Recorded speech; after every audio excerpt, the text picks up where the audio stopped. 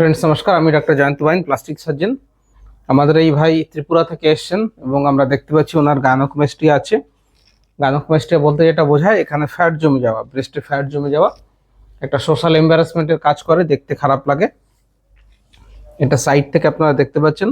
হ্যাঁ, তো আজকে আমরা এই ভাই সার্জারি করব, কসমেটিক সার্জারি করব, যাতে বিশেষ কোনো দাগ না হয় সেটা আমাদের মাথায় খেয়াল রাখতে হবে।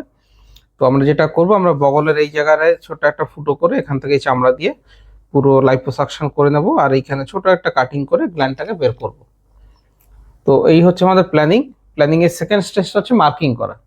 তাহলে চলুন আমরা মার্কিং করি, কোথায় মাসল আছে কোথায় ব্রেস্ট আছে সেটা সুন্দর বোঝা যাবে।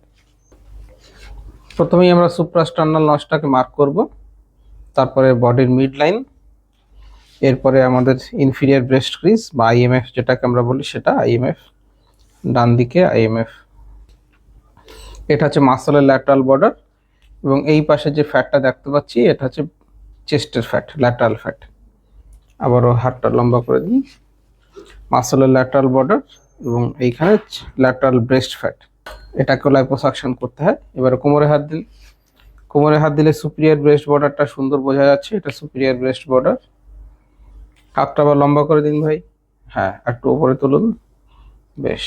এটা হচ্ছে মাসলটাকে আমরা স্কোয়ার মার্কিং করব, চৌকো করে করে মার্কিং করব। এটা হচ্ছে মাসল, আর এই গোলটা হচ্ছে ব্রেস্ট টিস্যু। তো আমাদের মার্কিং কমপ্লিট হয়েছে। এটা হচ্ছে ব্রেস্ট এবং এটা দেখুন এই হচ্ছে মাসল দেখুন কাঁধ অবধি চলে যাচ্ছে। তো মাসলের আমরা কোনো রকম কোনো ইনজুরি বা ক্ষতি সাধন করব না, মাসলের মতো থাকবে। শুধু এইখান দিয়ে আমরা লাইপোসাকশনের পোর্টটা করবো বগলের মধ্যে, যাতে হিডেন থাকে। আর এই পুরো এরিয়ার ফ্যাট এবং গ্ল্যান্ড সম্পূর্ণভাবে বেরিয়ে যাবে, চেস্ট ফ্ল্যাট হয়ে যাবে। এবার এই ভাইয়ের মার্কিং আমাদের কমপ্লিট হলো। এবারে চলুন সার্জিক্যাল স্টেপগুলো আপনাদেরকে দেখাই। তো আমাদের পেশেন্ট ঘুমিয়ে আছেন, আমরা লাইপোসাকশন শুরু করেছি। এইভাবে আমরা লাইপোসাকশন করব, উনি কিন্তু কিছু টের পাচ্ছেন না বা কোনো ব্যথা হচ্ছে না। দেখতে পাচ্ছেন এই যে ফ্যাট বেরিয়ে আসছে, ফ্যাট বেরিয়ে এসে মেশিনের মধ্যে জমা হচ্ছে। সো ফ্রেন্ডস, আমাদের দুদিকে লাইপোসাকশন কমপ্লিট হয়েছে এবং দেখুন ফ্ল্যাট হয়ে গেছে চেস্ট। এই হচ্ছে গ্ল্যান্ডুলার পার্ট, এই যে দলা মতো লাগছে। এবারে গ্ল্যান্ডুলার পার্টটাকে আমরা বের করব, তার জন্য ছোট্ট একটা কাট দেওয়া লাগবে। আমরা 5 o'clock পজিশন থেকে 2 o'clock পজিশন অবধি ছোট্ট করে একটা কাট দেবো। এবং এই যে দেখুন সাদা রঙে যেটা দেখা যাচ্ছে এটাই গ্ল্যান্ডুলার টিস্যু। হোয়াইট কালারের এই যে টিস্যুটা বেরিয়ে আসছে, পুরোপুরি ভেতরে থাকছে অনেকটা টিস্যু থাকে। এই যে সাদা রঙের গ্ল্যান্ড, আমরা এটাকে পুরোপুরি বের করে দেবো। এই যে সো ফ্রেন্ডস, আমাদের কমপ্লিট হয়েছে সার্জারি, সুন্দরভাবে ফ্ল্যাট হয়ে গেছে এবং এই দুদিকে গ্ল্যান্ড ছিল আমরা বের করেছি পুরো গ্ল্যান্ডটা।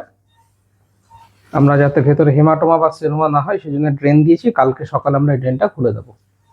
গাইনোকোমাস্টির ক্ষেত্রে মার্কিং থেকে সার্জারি পুরো ব্যাপারটা আপনাদেরকে স্টেপ বাই স্টেপ দেখালাম। গাইনোকোমাস্টি নিয়ে যদি আরও জানতে চান, ড্রেসিং, সেলাই কাটা, প্রেশার বেল্ট, এক্সারসাইজ, এসব নিয়ে আমার ইউটিউব চ্যানেলে আরও ভিডিও আছে, সেগুলো দেখতে পারেন। আর আমার সঙ্গে যোগাযোগ করতে হলে নিচে হোয়াটসঅ্যাপে যোগাযোগ করতে পারেন। ভিডিওটা দেখার জন্য ধন্যবাদ, নমস্কার।